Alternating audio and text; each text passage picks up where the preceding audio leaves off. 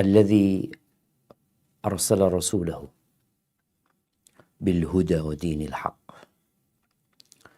liyudhhirahu 'ala ad-dini kullihi walau karihal kafirun.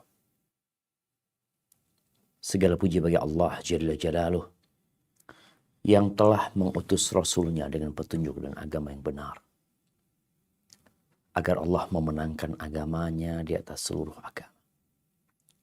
Meskipun orang-orang musyrik membenci hal itu. Allahumma salli wa sallim wa zid wa barik wa an'im ala abdika wa rasulika sayyidina wa maulana Muhammadin wa ala alihi wa ashabihi ajma'in. Amma ba'd. Ahibati fillah, kembali kita berjumpa, khususnya para jamaah di Majelis Ta'lim Balansia ya. Karena ingat dulu waktu masih belum selesai kuliah, Ana mungkin ketika menyelesaikan beberapa penelitian, Ana udah mulai isi kajian di Balansia. Dan alhamdulillah sampai hari ini Majelis Ta'lim Balansia bisa istiqamah ya, bisa konsisten, dan juga memiliki sesuatu yang lebih daripada sekedar majelis ta'lim. Ada madrasah untuk mengajarkan Al-Quranul Karim buat anak-anak perempuan, dan tentunya ini menjadi sebuah perlombaan buat kita semua untuk menjadi yang terbaik di hadapan Allah Azza wa Jalla. Jamaah rahimakumullah, ada banyak medan tempat manusia berlomba, bersaing, bahkan bertanding di antara mereka, baik itu secara personal atau berkelompok, baik itu tingkat kampung. Kalau kita lihat ya, perlombaan diadakan dan pertandingan juga ada yang tingkat kampung, tingkat kecamatan, tingkat kabupaten, nanti naik menjadi tingkat provinsi, kemudian akan menjadi tingkat nasional, kemudian jadi internasional. Semua ingin menjadi yang nomor satu. Piala Dunia yang kemarin sempat heboh, entah berapa triliun uang yang dikeluarkan dalam rangka penyelenggaraan Piala Dunia yang hanya dilakukan beberapa hari, tapi persiapannya bertahun-tahun. Selesai, pemenangnya udah ketahuan. Apakah manusia berhenti kemudian untuk bertanding? Enggak. Kalau Piala Dunia selesai, ada piala-piala lainnya yang sedang diperebutkan oleh manusia. Indonesia masuk semifinal ya. Entah piala apa yang diperebutkan. Di Eropa ada piala tersendiri, di Arab Saudi ada piala tersendiri, di Afrika juga mereka punya ajang untuk bersaing. Ajang untuk berlomba dan bertanding. Tapi apakah itu yang menjadi target manusia? Padahal yang menang pun akan pergi meninggalkan kemenangan mereka. Ada secara personal mungkin yang memiliki banyak prestasi. Anggap dengan bidang bola. Ada yang punya sepatu emas, ada yang punya bola ini, bola ini. Setelah itu semua, kemana orang itu akan pergi? Yang jelas dengan bertambahnya umur dia akan semakin tua. Fisiknya semakin lemah. Dan terus dia akan semakin lemah, semakin lemah, semakin lemah. Kemudian suatu saat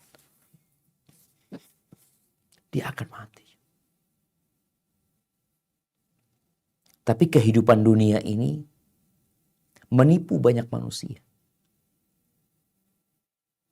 Bagaimana banyak harta, waktu, energi yang dikerahkan untuk mendapatkan kemenangan tersebut, kemudian kemenangan itu ditinggal. Rasul Sallallahu Alaihi Wasallam, beliau pernah mengkhawatirkan sesuatu. Dan beliau sampaikan itu kepada para sahabat. Apa kata beliau? Wallahi mal faqra akhsha alaikum. Demi Allah, bukan kefakiran yang aku khawatirkan menimpa kalian. Bukan. Wa innama akhsha an tubsata alaikumud dunya. Yang aku khawatirkan tatkala dunia dibentangkan buat kalian. Karena tatkala pintu-pintu dunia dibuka, apa yang akan terjadi? Fatanafasuha. Kalian akan berlomba-lomba. Kalian akan bersaing untuk mendapatkannya. Sebagaimana orang-orang sebelum kalian telah bersaing dan berlomba-lomba untuk mendapatkan dunia. Hasilnya apa? Binasa. Fatuhlikakum kama ahlakakum. Kemudian dunia itu akan membinasakan kalian sebagaimana telah membinasakan orang-orang sebelum kalian. Kita semua melihat piramid yang ada di Mesir. Kemana sih penguasa Mesir itu? Ada.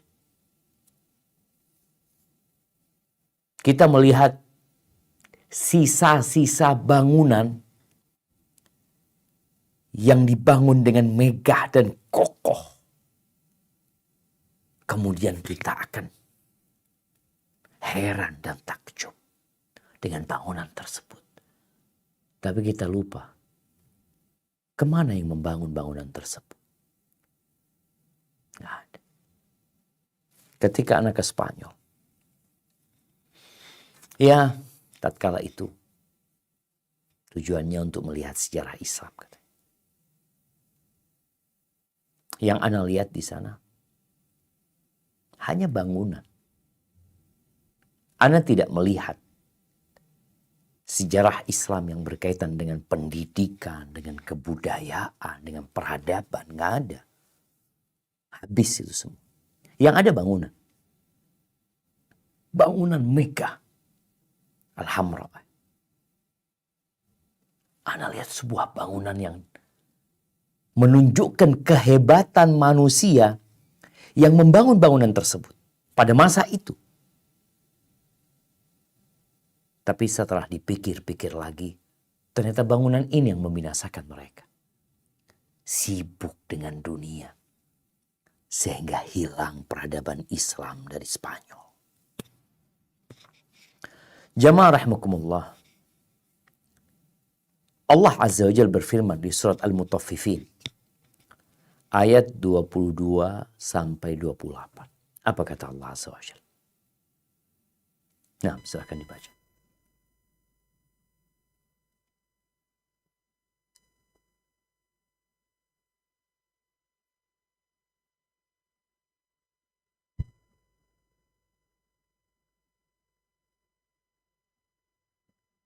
بالله من الشيطان الرجيم إن الأبرار لفي نعيم على الأرائك ينظرون تعرف في وجوههم نضرة النعيم يسقون من رحيق مختوم khitamuhu misk wa fi dzalika falyatanafasil mutanafisun wa mizajuhu min tasnim ainan yashrabu bihal muqarrabun.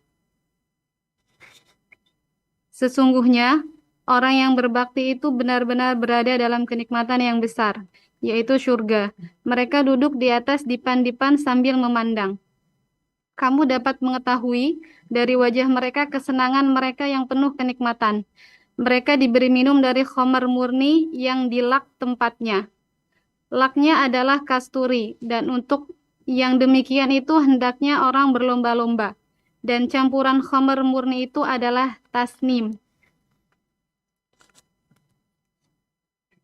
yaitu mata air yang minum daripadanya orang-orang yang didekatkan kepada Allah Ta'ala. Barakallahu fiik. Itu yang seharusnya diperebutkan.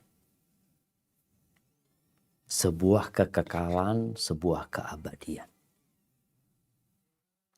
Sebuah kenikmatan yang tidak bercampur dengan kepahitan. Sebuah kesenangan yang tidak berbalut kesedihan. Mereka berada dalam kenikmatan. Dari wajahnya nampak apa yang mereka rasakan di sana. Mereka mendapatkan minuman.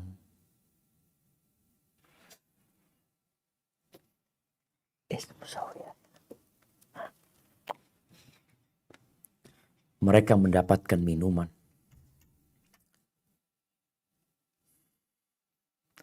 yang penutupnya itu misk. Kita biasanya kalau minum kopi itu di bawahnya ada sesuatu yang memang gak layak untuk diminum sudah. Karena kalau dibiarkan, ampasnya itu misk. Lalu kata Allah, wa fi dzalika falyatanafasil mutanafisun. Untuk yang seperti itulah, dalam hal ini yang seharusnya mereka berlomba, mereka bersaing, mereka berjuang untuk mendapatkan. Oleh karena itu Rasul sallallahu alaihi wasallam pernah berpesan kepada Shaddad bin Aus. Beliau mengatakan, ya Shaddad bin Aus, idza kanaza an-nasu adh-dhahab wal fiddah. Apabila manusia mulai menimbun emas dan perak, mereka berlomba-lomba untuk menjadi orang kaya. Dan kalau kita lihat bagaimana ada majalah khusus yang menyebutkan tentang orang-orang terkaya. Nomor 1, nomor 2, nomor 3, nomor 4. Nabi berpesan 1440 tahun yang lalu kira-kira. Beliau mengatakan, apabila engkau melihat manusia mengumpulkan emas dan perak, fagnis haula'il kalimat. Engkau kumpulkan kalimat-kalimat ini. Engkau timbun kata-kata ini. Yang pertama apa? Allahumma inni as'aluka tsabata fil amr. Ya Allah, sesungguhnya aku memohon kepadamu ketetapan dalam urusan ini. Allah jamaah, di masa sekarang banyak orang yang kemarin berada di soft pertama dan sekarang dia berada di soft terakhir. Yang kemarin rajin datang kajian, sekarang udah gak pernah lagi kelihatan batang hidungnya. Kita perlu memohon kepada Allah ketetapan dalam urusan ini. Wal azimata ala rusyd. Dan tekad yang kuat di atas petunjuk. Ada orang yang teguh dengan pendapatnya, istiqomah, konsisten dengan apa yang dia yakininya, tapi ternyata salah. Bagaimana kita melihat manusia sampai hari ini, mungkin berapa miliar manusia yang beranggapan bahwa Nabi Isa tuh anaknya Tuhan. Tuhan punya anak. Allah dengan jelas mengatakan lam yalid wa lam yulad. Mereka merayakan kesesatan mereka. Mereka merayakan penyimpangan mereka. Karena masalahnya mereka yakin. Maka kita memohon kepada Allah.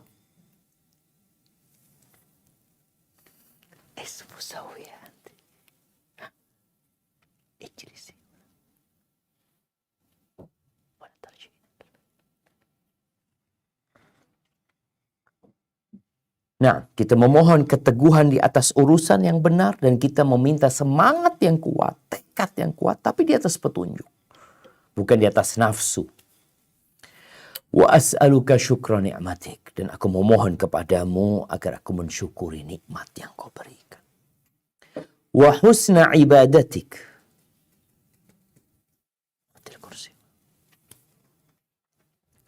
Dan aku memohon kepadamu agar aku beribadah yang baik. Kemudian minta apa lagi sama Allah?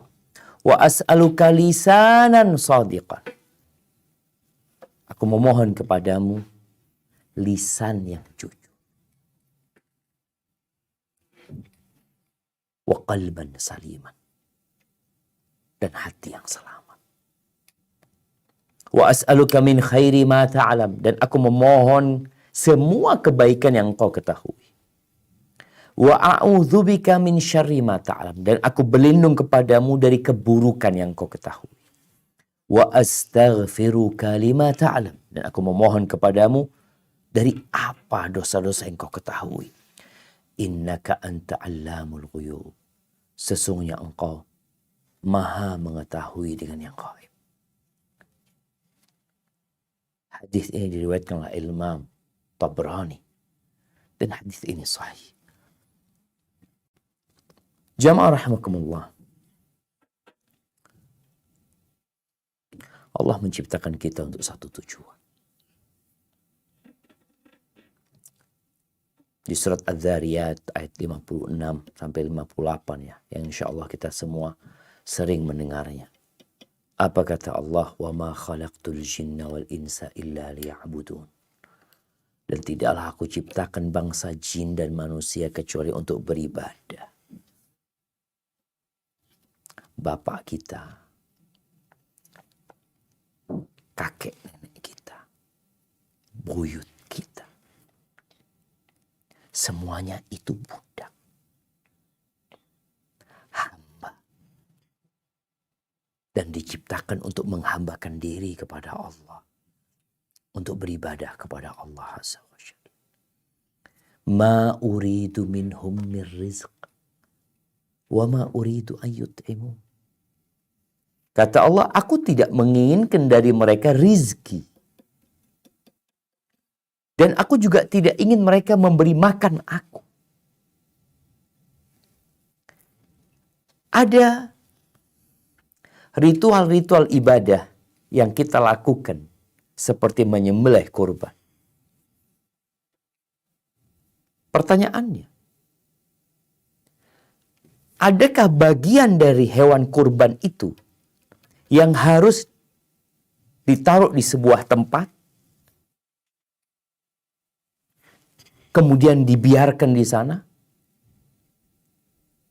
Allah nggak minta itu. Terus kita nyembelih kurban, ya dimakan sudah. Silakan kalian makan. Kalian bagikan kepada fakir miskin. Allah ingin tahu kita beribadah nggak sama Allah SWT. Tidak seperti beberapa peribadatan yang dilakukan oleh mereka yang menyekutukan Allah, kepala kerbau, kepala sapi dilarungkan di laut. Untuk siapa? Allah nggak ingin kita kasih makan Allah. Kita disuruh menyembelih kurban tapi dibagikan. Bahkan subhanallah nggak boleh ada yang dijual. Dibagikan. Allah suruh kita bersedekah untuk umat manusia. Innallaha huwar razzaq dzul quwwatil matin. Sesungguhnya Allah itu maha pemberi rizki. Dan dia maha kuat dan maha perkasa. Ahibati fillah. Al-Imam Ibnul Qayyim rahimahullahu ta'ala dalam kitabnya Tariqul Hijratain, beliau menyebutkan bahwasanya manusia tidak akan mewujudkan peribadatan untuk Allah di dunia ini sesuai dengan yang Allah inginkan kecuali dengan dua hal. Ingat, Allah menciptakan kita untuk menguji siapa yang paling baik amalan. Ya, kita berlomba, tapi Anda sampaikan ada perlombaan yang ditinggalkan, diabaikan oleh manusia. Liyabluwakum ayyukum ahsanu amala. Untuk menguji siapa di antara kalian yang paling baik amalannya. Bukan yang paling kaya, bukan yang paling cantik, bukan yang paling tinggi jabatannya, bukan yang paling bagus badannya, enggak. Yang paling baik amalannya. Itu tujuannya. Maka kita tidak akan dapat mewujudkan hal itu untuk menjadi hamba Allah, beramal yang terbaik, kecuali dengan dua hal. Yang pertama beliau katakan bil quwwatil ilmiyah, dengan kekuatan ilmu. Yang kedua, wal quwwatil amaliyah, dengan kekuatan amal. Kenapa sekarang ibu-ibu datang kajian? Kenapa kita menyempatkan diri, meninggalkan berbagai aktivitas kita, bahkan meninggalkan sebagian keuntungan dunia kita untuk duduk menyimak ilmu? Karena memang itulah jalan untuk mewujudkan peribadatan kita kepada Allah dan untuk menjadi yang terbaik. Dengan kekuatan ilmu, jadi kalau orang mau sukses punya power. Apa power? Pertama ilmu. Yang kedua amal. Beliau menyebutkan sebagai sebuah contoh. Apabila kita ingin melakukan perjalanan menuju ke sebuah tempat, apa yang harus kita lakukan? Kita harus tahu jalan. Jalan menuju ke tempat ini. Kita harus tahu. Baik. Apakah sekedar ilmu, tahu dengan tempat tujuan, membuat kita sampai ke tempat tujuan? Tidak. Ada proses yang harus dia lakukan agar sampai ke tempat tujuan. Beliau menyebutkan engkau harus punya kekuatan fisik. Kalau engkau sakit, nggak akan bisa sampai ke tempat tujuan. Oh, naik pesawat, mau naik pesawat. Engkau harus sehat. Yang kedua, kekuatan harta. Agar engkau bisa ke tempat itu. Butuh biaya. Begitu pula kata beliau, Jannatullah Ta'ala. Surga Allah Azza wa Jalla. Kita harus tahu, punya ilmu. Syarat-syarat masuk surga. Kita mau dapat KTP aja, ada syarat dan ketentuannya. Kita mau dapat paspor, ada syarat dan ketentuannya. Kita mau dapat visa ke sebuah negeri, kita harus belajari dulu apa syarat dan ketentuannya. Sehingga setelah itu kita penuhi. Maka beliau mengatakan, kalau engkau ingin masuk surga Allah, engkau harus tahu syarat masuknya itu apa. Syaratnya adalah tauhidullah dan mengikuti Nabi Sallallahu Alaihi Wasallam dan takut sama Allah. Maka syaratnya adalah asyhadu an la ilaha illallah wa asyhadu anna Muhammad Rasulullah. Itu syarat yang pasti. Yang tanpa syarat itu kita nggak akan bisa masuk surga. Kemudian kita perlu takut sama Allah karena mau masuk surga itu harus lewat neraka. Tidak ada satupun manusia yang masuk surga tahu-tahu ada di surga. Walaupun dia masuk surga tanpa hisab, tanpa azab, tetap harus melewati neraka. Allah Azza wa Jalla mengatakan wa in minkum illa wariduha kana ala rabbika hatman maqdiya.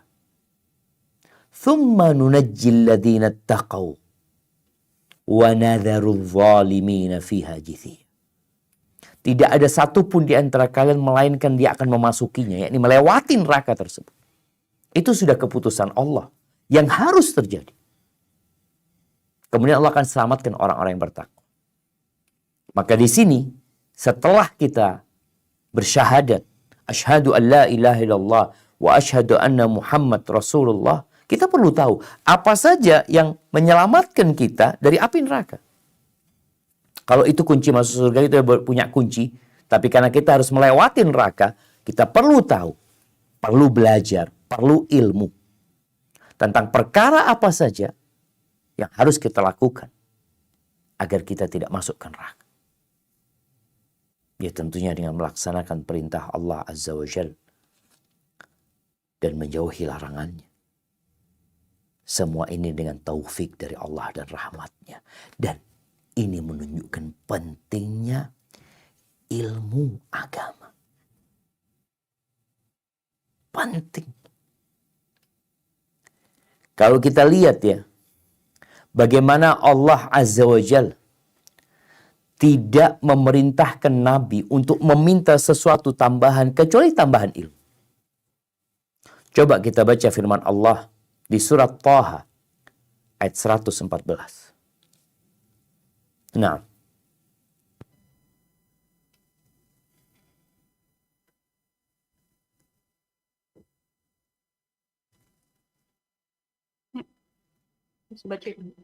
Oh ya. A'udzu billahi minasyaitonir rajim.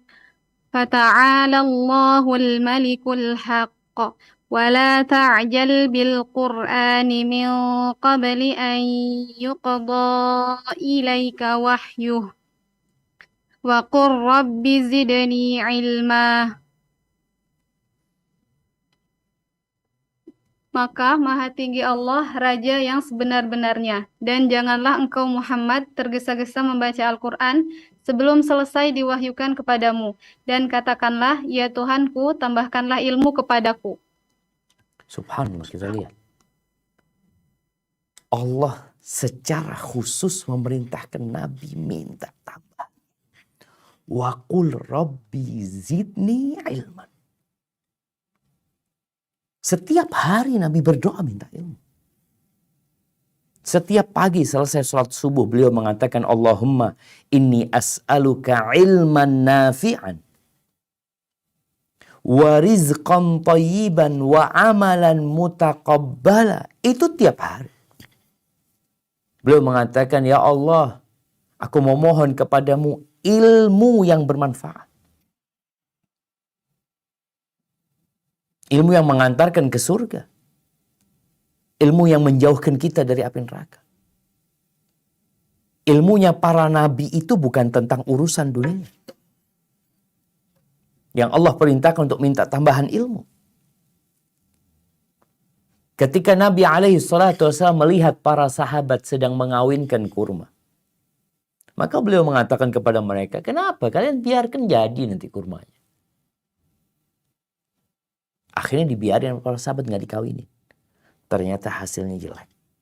Mereka datang mengadu kepada Nabi SAW. Lalu apa kata Nabi SAW? Antum a'lam bi umuri dunyakum. Kalian lebih berilmu. Tentang apa?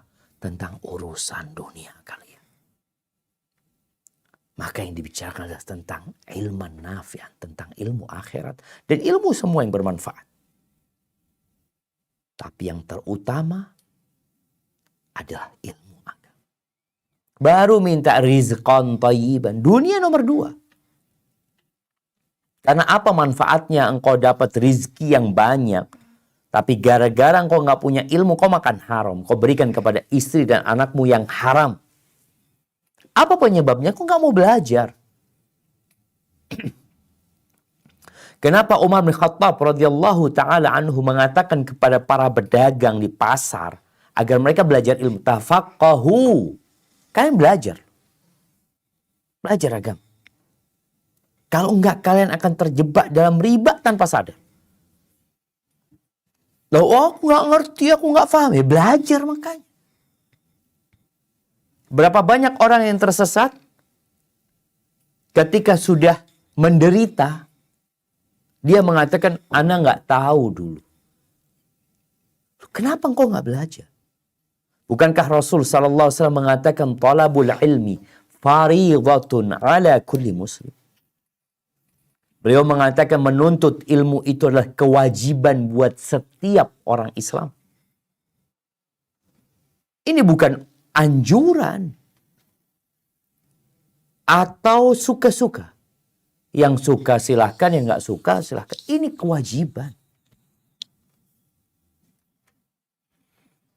Ahibati fillah, ada banyak ayat, ada banyak hadis yang menjelaskan tentang keutamaan menuntut ilmu. Di antaranya hadis yang diriwayatkan oleh Al-Imam At-Tirmidzi rahimahullahu ta'ala. Al-Imam Tirmidzi mengatakan an Qais bin Kathir. Qala, ini dari Qais bin Kathir. Dia berkata, qadima rajulun minal Madinah ala Abi Darda. Ada seorang laki-laki yang datang dari kota Madinah menjumpai Abu Darda. Seorang sahabat Nabi yang tinggal di Damaskus. Ya kira-kira perjalanan 1 bulan. Bertanya Abu Darda kepada dia, ma aqdamaka ya akhi? Apa yang membuatmu datang ke sini, wahai saudaraku? Apa kata orang ini? Hadithun balagani annaka tuhaddithuhu an Rasulillahi sallallahu alaihi wasallam. Dia mengatakan sebuah hadis. Jadi kalau ditanya apa yang menyebabkan aku datang ke sini? Sebuah hadis. Bukan 2 hadis, bukan 3 hadis, bukan untuk kajian, mendapatkan mungkin ada banyak ayat, banyak hadis. Ini 1 hadis. Dari mana?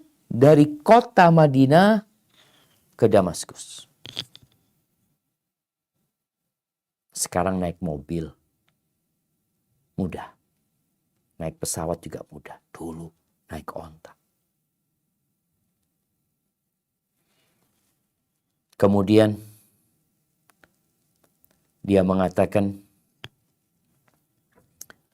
kata Abu Darda, ma ji'ta li haja. Engkau tidak datang karena sebuah urusan. Ada keperluan mungkin yang menyebabkan kau datang. Apa kata orang ini? La, enggak. Hadis. Kemudian Abu Darda mengatakan lagi, ama qadimta li tijarah? Engkau bukan datang dalam rangka bisnis. Qala la, enggak.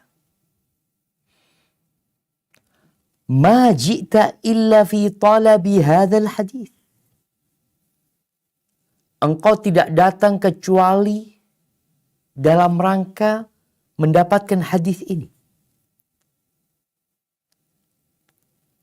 Iya, kata dia. Allah, benar kau. Iya.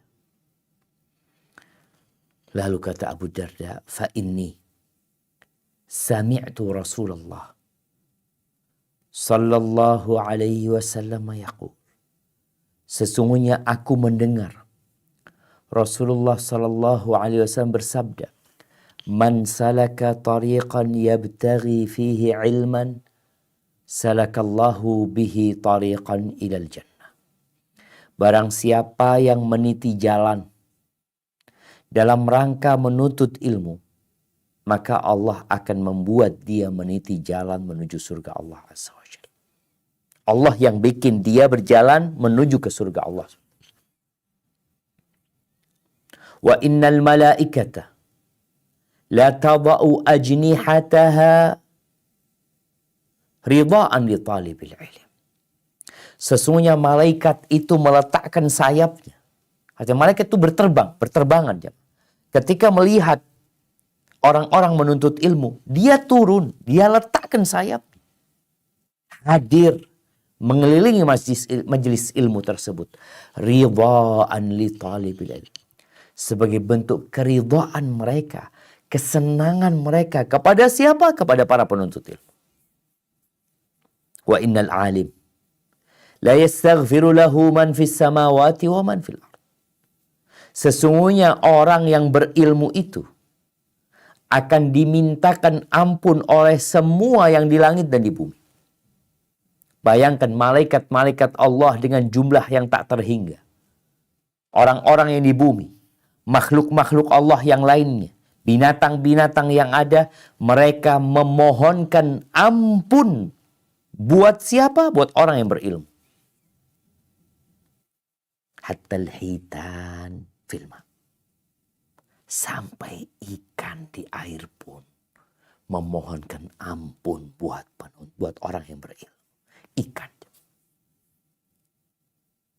Supaya kita tahu binatang-binatang Allah itu memintakan ampun. Ya, ikan termasuk binatang yang paling jauh dari majelis ilmu. Artinya kalau binatang yang lain mungkin bisa hadir di majelis ilmu. Ada burung umpamanya. Kita kalau di Masjidil Haram kadang-kala ada burung dara. Ada kucing lewat atau apa. Ini ikan. Di air sana. Itu juga berdoa memohonkan ampunan buat orang yang berilmu ini. Lalu beliau mengatakan, wa fadlul alim alal abid.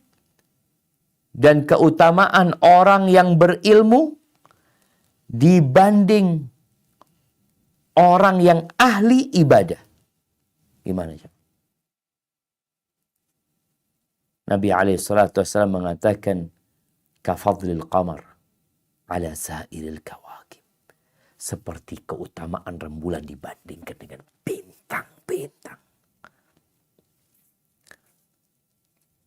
Ada orang yang mengatakan, udahlah ahsan beribadah, ahsan sholat duha, ahsan baca Quran, daripada belajar ilmu. Setan itu lebih mudah menyesatkan orang ahli ibadah daripada orang yang berilmu. Kok bisa seperti itu? Orang berilmu tahu kalau ini nggak boleh. Tapi orang ahli ibadah kadang-kala dia nggak tahu. Kita masih ingat dengan cerita yang membunuh 99 orang. Lalu dia bertanya kepada orang yang ahli ibadah. Dia tanya, hali min taubah, mungkinkah aku bertobat? Aku sudah membunuh 99 orang. Kata orang ahli ibadah ini, hah? Mau tobat engkau setelah membunuh 99 orang? Nggak ada tobat buat engkau. Karena dia bukan orang yang berilmu. Kenapa kok ikan tidak mendoakan orang yang ahli ibadah? Kenapa semut kok tidak mendoakan orang yang puasa sunnah? Kenapa? Karena ibadah tersebut biasanya manfaatnya hanya untuk diri sendiri. Sedangkan ilmu manfaatnya buat orang banyak. Buat dia dan orang lain. Maka bagaimana disebutkan keutamaan orang yang ahli ilmu dibandingkan dengan ahli ibadah? Itu seperti rembulan di malam purnama dibandingkan dengan bintang-bintang. Wa innal ulama warathatul anbiya. Sesungguhnya para ulama itu adalah pewaris para nabi. Ingat, ulama ini bukan bicara ilmuwan urusan dunia. Karena tadi udah disebutin, Nabi tidak mewariskan sallallahu alaihi wasallam ilmu tentang dunia. Beliau mewariskan ilmu bagaimana kita menuju ke surga Allah Azza wa Jalla. Para ulama tidak mewariskan dinar wala dirham. Terus apa yang diwariskan para ulama? Yang diwariskan para nabi itu apa? Jadi para nabi tidak mewariskan emas dan perak. Tapi yang mereka wariskan adalah ilmu. Ilmu agama. Faman akhadha bihi akhadha bihadzin wafir. Barang siapa yang mengambil ilmu, dapat ilmu, hadir di majelis ilmu, dia ingat kembali, dia baca lagi, dia amalkan dalam kehidupan ini, maka dia adalah orang yang mengambil keberuntungan yang besar. Tertarik nggak kita jamaah untuk berilmu? Nggak semuanya harus jadi ustadz, tapi belajar ilmu. Sehingga tadi ketika berilmu kita tidak mudah disesatkan oleh syaitan. Beberapa kali ada kejadian jamaah di sini, di kota Jember ini. Ana bertemu dengan seorang yang mengeluhkan mertuanya. Dia mengatakan mertua ana ini orang soleh, Ustaz. Dia ahli ibadah. Puasa Senin Kemis ya. Baca Quran, berzikir, sholat berjamaah di masjid. Dan sejak beberapa waktu terakhir ini, mertua ana nggak sholat lagi. Berhenti sholat. Kenapa? Karena nggak punya ilmu. Disesatkan oleh setan, datang. Udah makommu sudah tinggi. Engkau nggak perlu lagi sholat. Orang sholat tuh orang yang masih syariat, yang belum sampai kepada makom hakikat dan ma'rifat. Berhenti sholat. Ketika menantunya, anaknya berusaha untuk memberikan nasihat kepada orang tuanya, kata orang tuanya, engkau belum nyampe makom ini. Pantes kau menganggap aku salah, itu pantes. Bayangin ya. Jadi setan itu sudah datang menyesatkan orang ini. Nanti orang-orang akan mengatakan kepadamu, ini dan itu. Pantes mereka ngomong seperti itu, karena mereka belum sampai makomnya. Kalau mereka sampai makomnya, mereka nggak akan sholat juga. Berhenti. Kenapa dia bisa seperti itu? Karena nggak punya ilmu. Sehingga dia tersesat dalam kehidupan ini. Bicara ilmu jamaah, kita tahu semua bagaimana satu huruf itu 10 kebaikan baca Al-Quranul Karim. Satu ayat lebih baik daripada seekor onta. Ini yang seharusnya kita berlomba-lomba untuk mendapatkannya. Tatkala semua harta ditinggal, semua jabatan diabaikan, hanya amal yang kita lakukan dengan ilmu kita itu yang akan menolong kita.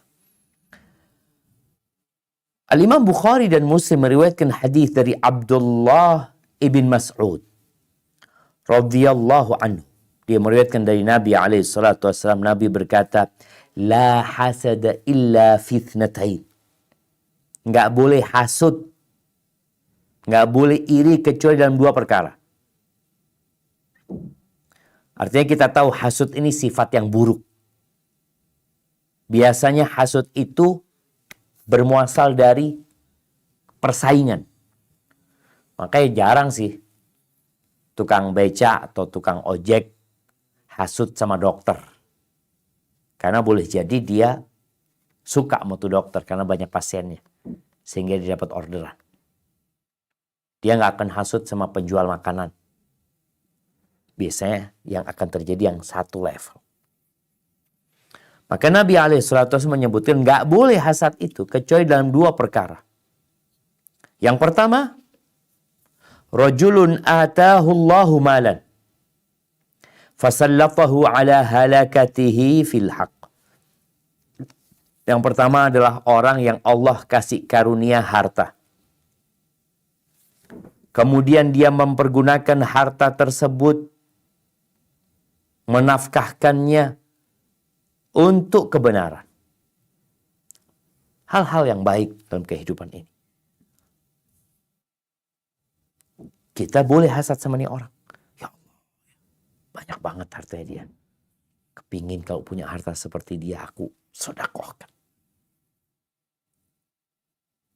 Ini yang pertama. Yang kedua, wa rajulun atahu Allahu hikmah fahuwa yaqdi biha wa yu'allimuha. Yang pertama adalah orang yang kedua. Yang kedua, orang yang Allah kasih karunia ilmu. Kemudian dia memberikan keputusan dengan ilmunya dan mengajarkan ilmunya kepada umat manusia.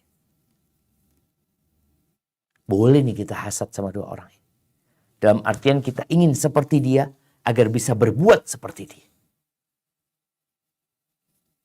Seperti itu kedudukan ilmu.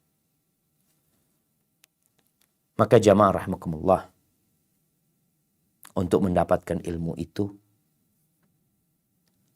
ada beberapa hal yang harus kita ketahui. Kita sering dengar ya, belajar adab sebelum belajar ilmu. Maka ana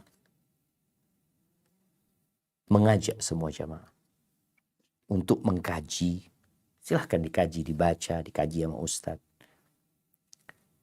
Kitab yang tidak besar, yang judulnya Khulasatu Ta'zimil Ilm. Khulasatu Ta'zimil Ilm. Ringkasan yang berkaitan dengan permasalahan mengagungkan ilmu.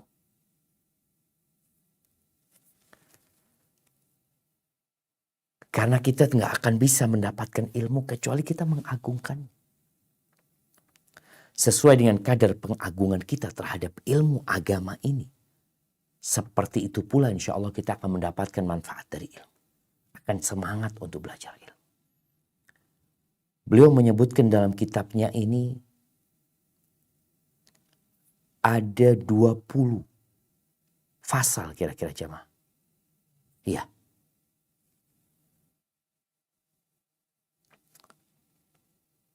Yang pertama beliau sebutkan ya, tathiru wi'a'il ilm.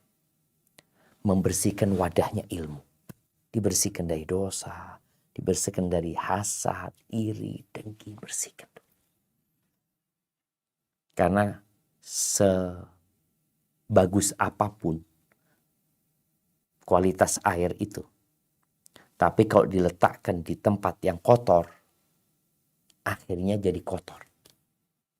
Dan orang tidak akan menoleh dan memanfaatkan. Kecuali mungkin untuk mencuci sesuatu yang kotor. Yang kedua beliau sebutkan mengikhlaskan niat. Jadi datang itu dalam rangka mencari keridhaan Allah Azza wa Jalla. Pembahasan ini panjang. Yang ketiga, mengumpulkan tekad jiwa dalam menuntut ilmu. Jadi anak sebutkan 3. Yang pertama, membersihkan wadah ilmu yaitu hati kita. Yang kedua, mengikhlaskan niat buat Allah. Dan yang ketiga, mengumpulkan tekad niat dalam rangka menuntut ilmu. Dunia ini terlaknat. Dan semua yang di dalamnya terlaknat, terkutuk kecuali 3. Yang pertama adalah zikrullah wa mawala. Mengingat Allah. Dan semua yang berkaitan dengan mengingat Allah Azza wa Jalla dan ketaatan kepadanya. Yang kedua, alim, orang yang berilmu. Yang ketiga, au muta'allim, atau orang yang sedang belajar ilmu. Barakallahu fiik, mungkin itu yang dapat Anda sampaikan pada kesempatan kali ini. Berkaitan dengan mungkin kajian perdana secara offline ya. Buat Majelis Ta'lim Balansia ini. Dan semoga masih bersemangat ya, kadang-kala karena biasa dengan Zoom, biasa online, ya tetap dapat pahala sih kalau bicara Zoom dan online, tetap ketika dia dapat manfaat dan pahala insya Allah, tapi tidak seperti ketika hadir di majelis ilmu. Hadza wallahu a'lam bishawab. Ana kembalikan ke moderator untuk memimpin jalannya tanya jawab. Barakallahu fiik.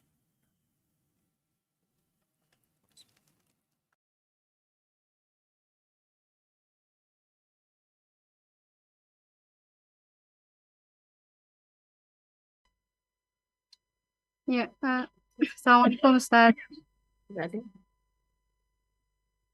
Tafadhali. Ya, ini udah. Oh, udah. Nah, Ustaz, untuk yang hadis tadi bahwasanya seluruh makhluk Allah itu mendoakan bagi para penuntut ilmu. Nah, itu apakah termasuk manusia juga, Ustaz? Jadi mungkin ada beberapa orang manusia atau ulama begitu yang mereka mendoakan para penuntut ilmu. Itu yang kedua, Ustaz, tadi mohon maaf terlewat mencatat Ustaz hadis yang Abu Darda tadi dari Qais bin Kathir atau Kathir bin Qais. Itu Ustaz. Jazakallah khairan Nah, Ustaz. Masya Allah, barakallahu fiik. Ya, berkaitan dengan pertanyaan yang pertama ya. Kalau bicara, ini untuk orang yang alim ya. Kalau hadisnya mengatakan, wa innal alim. Jadi awalnya berbicara tentang talabul ilm, menuntut ilmu. Orang yang menuntut ilmu, dapat ilmu, maka disebut alim. Dia punya ilmu. Yang awalnya dia nggak punya ilmu. Kemudian jadi punya ilmu. Walaupun statusnya tetap para ulama sebagai para penuntut ilmu sebenarnya. Jadi orang yang alim yang punya ilmu ini, beristighfar untuk dia, itu semua yang di langit dan di bumi. Kalau dikatakan apakah semua yang di bumi ini termasuk manusia? Iya, mungkin kalau manusia memang Allah sebutkan tentang manusia ini. Ada manusia-manusia yang taat dan ada manusia-manusia yang fasik. Tentunya orang-orang yang fasik mungkin mereka tidak mendoakan. Walaupun ketika dia butuh dengan ilmu, maka dia akan doakan. Berapa banyak orang yang awalnya dia fasik, yang awalnya dia nggak tahu dengan kebenaran, hidup dalam kesesatan, ketika punya ilmu, mulai dia mendoakan yang orang-orang yang berilmu. Karena dia mengatakan, alhamdulillah, ana gara-gara hadir di majelisnya fulan, alhamdulillah, ana jadi ngerti, ana jadi faham ya. Semoga Allah memberkati Ustadz fulan ya. Kadang-kala dia dapat hidayah lewat sohibnya. Yang sohibnya punya ilmu. Kawan dia, ya Allah, alhamdulillah gara-gara fulan ya. Ana pernah diingatkan sama dia. Sehingga dia termasuk orang-orang yang akan mendoakan. Walaupun mungkin tadi tidak semuanya, tapi secara umum sejatinya mereka kalau tahu dengan keutamaan ilmu, mereka akan mendoakan.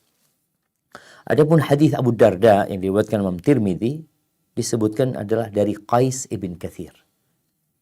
Nah, di dalam Sunan Tirmidzi di Kitabul Ilm namanya Qais ibn Kathir.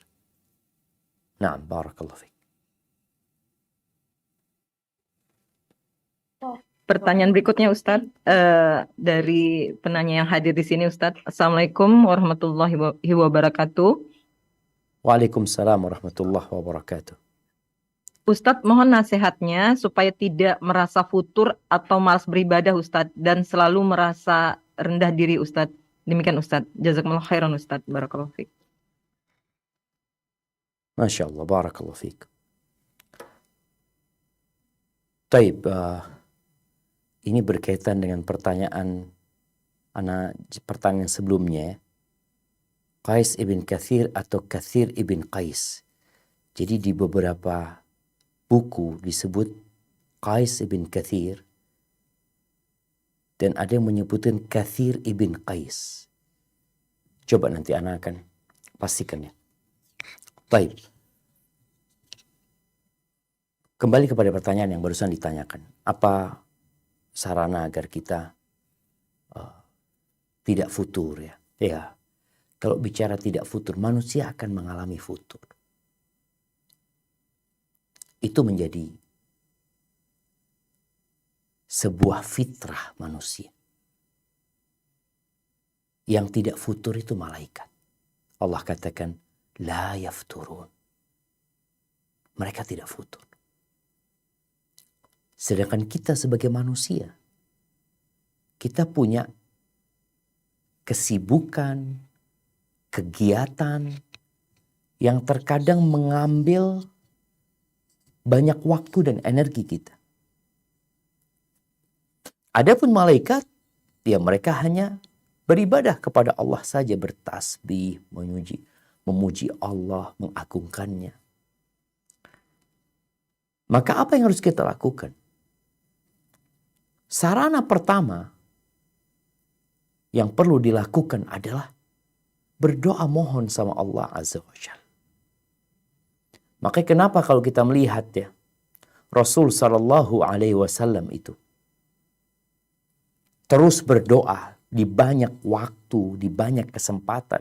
Kalau kita membaca doa-doa Nabi alaihi salatu wassalam, itu banyak sekali. Dan doa-doa itu berkaitan dengan keimanan. Agar kita semangat dalam menjalankan agama ini, di antaranya menuntut ilmu.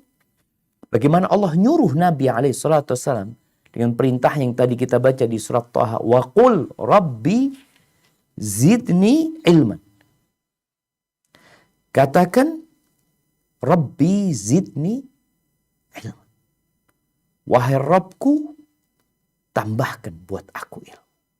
Maka terus minta sama Allah. Tiap pagi beliau berdoa, Allahumma inni as'aluka ilman nafi'an. Beliau berdoa, Allahumma inni as'aluka al-huda wal-tuqa wal-afaf wal-ghina. Beliau berdoa, Allahumma habib ilayna al-iman wa zayyinhu fi qulubina wa karrih ilayna al-kufra wal-fusuqa wal-isyan waj'alna minar rasyidin. Banyak doa-doa Nabi SAW yang menunjukkan beliau memohon kepada Allah pertolongan agar ditetapkan di atas agama ini, istiqamah di atasnya. Ya muqallibal qulub thabbit qalbi ala dinik. Rabbana la tuzigh qulubana ba'da idh hadaitana wa hab lana min ladunka rahmah innaka antal wahhab. Itu doa-doa Nabi SAW. Kemudian yang kedua, tidak berlebihan agar kita nggak futur. Artinya sesuai dengan kemampuan kita. Ini buat teman-teman yang ngaji, yang kadang-kala dia kepingin cepat hafal Quran. Lalu dia menghafal dengan jumlah yang banyak, yang akhirnya membuat dia tertekan. Akibatnya futur. Makanya Nabi SAW nyuruh para sahabatnya, khudhu minal a'mal ma tutiqun. Ambillah dari kerjaan-kerjaan yang kalian mampu. Jadi disesuaikan dengan kemampuannya. Kemudian yang ketiga, masalah niat. Orang kalau niatnya ikhlas lillahi ta'ala, insya Allah dia akan terus istiqamah, ya, bukan karena ingin pujian, bukan karena ingin sanjungan, bukan karena berharap sesuatu di dunia ini. Maka semoga dengan cara seperti itu dia bisa ya semangat untuk belajar.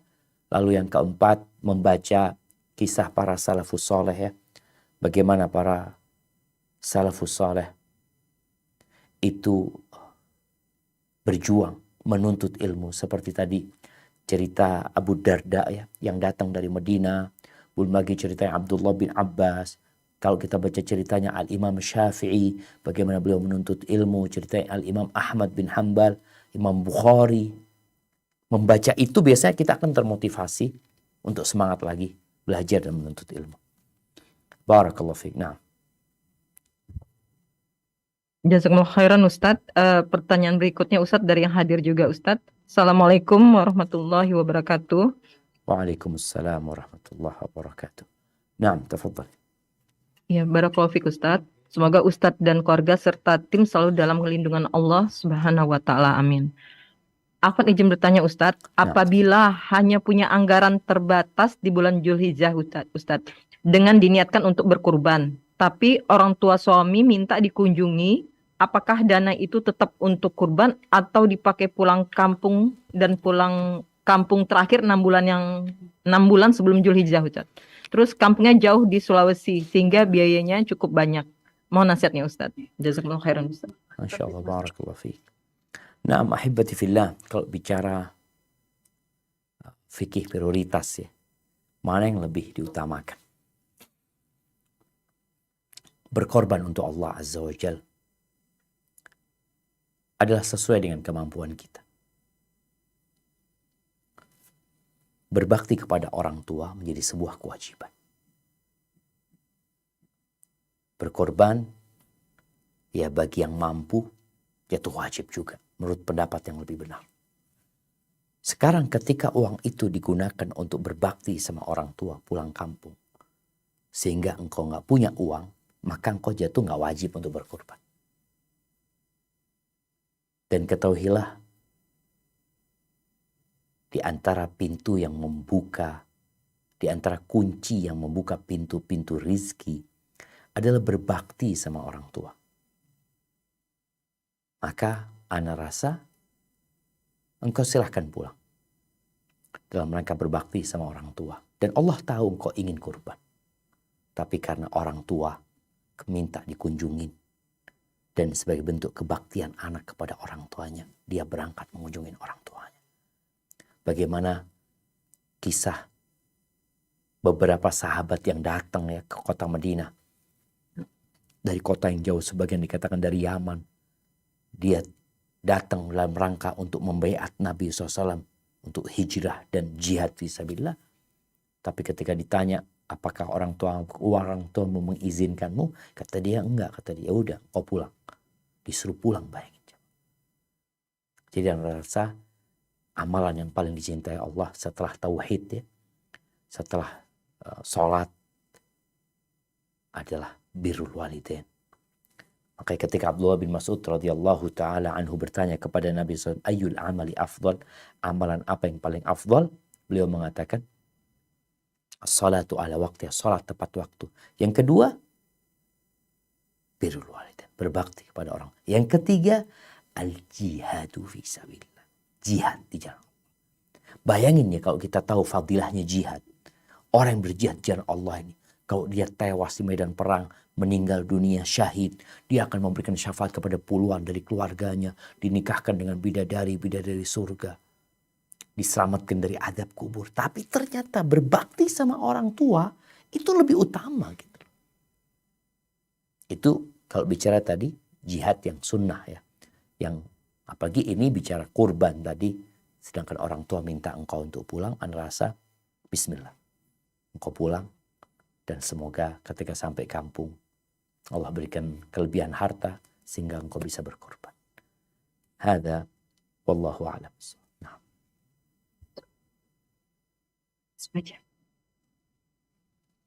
Ustadz, mohon maaf sebelumnya. Assalamualaikum warahmatullahi. Tadi kan kita membahas mengenai perlombaan ya Ustadz. Nah untuk seorang akhwat, karena saya pernah mendengar untuk menuntut ilmu ini ada lebih baiknya di rumah dengan mendengarkan YouTube dibandingkan sering datang ke kajian ke masjid. Sedangkan kalau menurut saya sendiri, kalau ke masjid itu kan setidaknya malaikat itu mendoakan kita ya Ustadz. Jadi bagusnya seperti apa ya Ustadz? Apakah memang kita juga di rumah dengan YouTube dan sering ke kajian di masjid? Terus pertanyaan yang kedua, karena saya ini kan bekerja ya Ustadz sebagai karyawan. Terkadang saya mempunyai keterbatasan untuk menuntut ilmu. Apakah itu juga Allah ya maksudnya dengan saya sebagai seorang karyawati ini, apakah itu ada kelonggaran atau seperti gimana ya Ustadz? Secara pribadi memang sebetulnya saya ingin berhenti bekerja, hanya kan saya harus menafkahi diri saya sendiri dan anak gitu loh Ustadz. Jazakillah. Terima kasih ya Ustadz. Assalamualaikum warahmatullahi wabarakatuh. Waalaikumsalam warahmatullahi wabarakatuh. Subhanallah jemaah. Ya. Nabi alaihissalam ketika bersama para sahabatnya melihat ada seorang pemuda yang kerja keras ya, dengan fisiknya. Lalu para sahabat mengatakan, "Lau kana hadza fi sabilillah." Andai kata ini di jalan Allah, untuk berjihad di jalan Allah. Artinya bukan untuk cari dunia gitu. Lalu Nabi alaihissalam mengatakan, "Lau kana kharaja yas'a." Kalau orang itu keluar, berusaha, bekerja dalam rangka memberikan nafkah kepada kedua orang tua yang sudah tua, dia itu fisabilillah. Kalau dia bekerja dalam rangka memberikan nafkah buat anak-anak yang masih kecil, fahuwa fisabilillah. Kalau dia bekerja dalam rangka memberikan nafkah kepada dirinya sendiri agar tidak jadi benalu di masyarakat, dia di jalan Allah. Yang keempat, kalau dia bekerja, berusaha, riya'an wa mufakharatan, dalam rangka riya, pamer, berbangga-banggaan, maka dia jalan syaitan. Maka berkaitan dengan sebagai seorang karyawati, pertama, apabila kerjaanmu halal dan niatmu baik, semoga itu menjadi sabilillah buat engkau. Bagaimana bicara menuntut ilmu tadi? Sejatinya perempuan lebih dianjurkan di rumah. Waqarna fi buyutikunna. Kata Allah, tinggallah kalian di rumah-rumah kalian. Kalau harus keluar, nggak boleh bertabarruj. Itu perintah Allah. Jadi lebih tinggal di rumah. Para sahabat Nabi, sebagian mereka ke masjid. Bahkan ada yang dapat banyak ilmu dari Nabi SAW di masjid. Dari mimbar Nabi SAW. Lalu mereka minta kajian khusus di rumah. Dan Nabi datang memberikan kajian kepada mereka di rumah. Artinya apabila seorang wanita ini, dia tinggal di rumah, dia dapat ilmu, melaksanakan kewajibannya sebagai seorang istri, sebagai seorang ibu, dan tidak perlu keluar umpamanya, mungkin rumah jadi lebih baik buat dia. Kalau memang kondisinya dia bisa mendapatkan ilmu. Tapi kalau enggak, anak kalau di rumah Ustaz enggak serius ya. Juga enggak ada kawan yang membuat semangat. Oh, lain lagi ceritanya. Berarti engkau berangkat ke masjid. Engkau datang ke masjid dengan catatan tidak menelantarkan kewajiban-kewajibanmu sebagai seorang istri, sebagai seorang ibu umpamanya. Dan mendapatkan izin apabila dia seorang istri dari suaminya.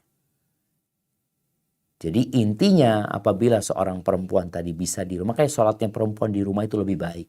Tapi mau ke masjid nggak boleh dilarang, silahkan gitu. Karena kondisi orang berbeda-beda sebenarnya.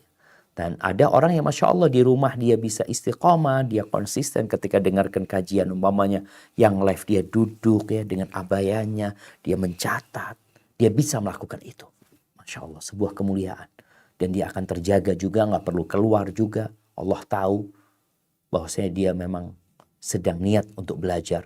Bukan sekedarnya ya, karena ada orang dengarkan kajian sambil masak. Ya udah, mungkin dengar 2 kata, ada 20 kata nggak terdengar sama dia.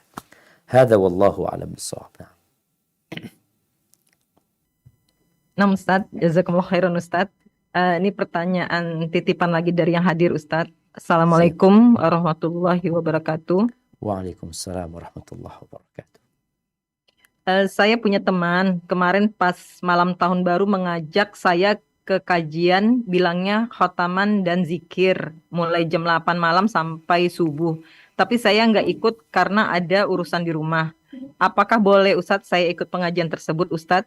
Sekalian Ustadz pertanyaan mengenai tahun baru juga Ustadz. Pertanyaan kedua,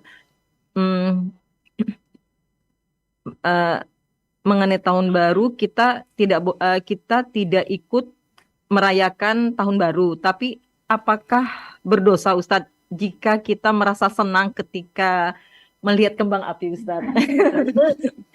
Nah, Demikian Ustadz. Jazakumullah khairan Ustadz. Masya Allah, barakallah fiik. Ya, hibati fillah. Orang melihat sesuatu yang indah itu senang, wajarlah. Dan melihat kembang api itu bukan hanya dalam rangka tahun baru ya. Artinya orang kadangkala ya di lebaran Idul Fitri pun mereka melakukan hal itu. Artinya melihat sesuatu yang indah, senang itu nggak ada masalah. Tapi kalau dia kemudian menginginkan itu terjadi dan dia menunggu perayaan itu, maka ini akan bermasalah buat dia. Seharusnya pada malam tahun barunya orang-orang Nasara ya, sekali lagi kita harus paham bahwasanya kalender itu kalendernya orang-orang Nasoro. Semua sepakat, coba ditanyakan kepada siapapun. Kalender Masehi itu punya siapa sih? Makanya ada sebelum Masehi, ada setelah Masehi. Masehi itu berasal dari kata Al-Masih, Isa Al-Masih. Dikatakan Masehi. Atau mereka sebut Miladi. Miladi itu ya sama kelahirannya menurut mereka ya. Kelahirannya Nabi Isa alaihissalam yang dianggap Tuhan oleh mereka. Seharusnya pada malam itu udah gak ada apa-apa. Gak ada apa-apa. Seperti biasa tidur, istirahat. Ada yang Masya Allah anak ketika malam tahun baru itu ke tempat orang tua, sering lihat di pinggir jalan orang jual ikan segar ya. Orang ini, di mana-mana ada acara apa? Oh mereka mau panggang ikan mungkin, mau barbecue malam itu. Nggak ada apa-apa seharusnya. Cuma karena media ini di mana-mana, selamat tahun baru, di handphone kita juga seperti itu media. Akhirnya kita terpengaruh. Jadi seharusnya malam itu nggak ada apa-apa. Nggak ada kajian, nggak ada apa. Kalau memang biasa ngadain kajian pada malam itu, ya fadhol kajian. Tapi bukan dalam rangka tahun baru ya. Karena sebagian yang mengatakan daripada diisi hal-hal yang negatif, asal diisi hal yang positif, Mama. Ya mungkin pendapat itu bagus. Tapi seharusnya malam itu nggak ada apa-apa. Nggak usah diisi apa-apa gitu. Yang biasa kajian-kajian, yang biasa tidur jam 9 tidur, besok pagi melanjutkan kegiatan dia. Hadza wallahu a'lam bissawab. Nah, mungkin kita ke pertanyaan terakhir, Mulia. Barakallahu fiik.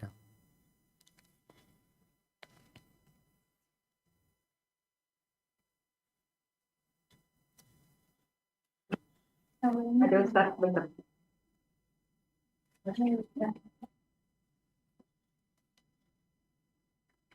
Assalamualaikum Ustaz. Waalaikumsalam warahmatullahi wabarakatuh.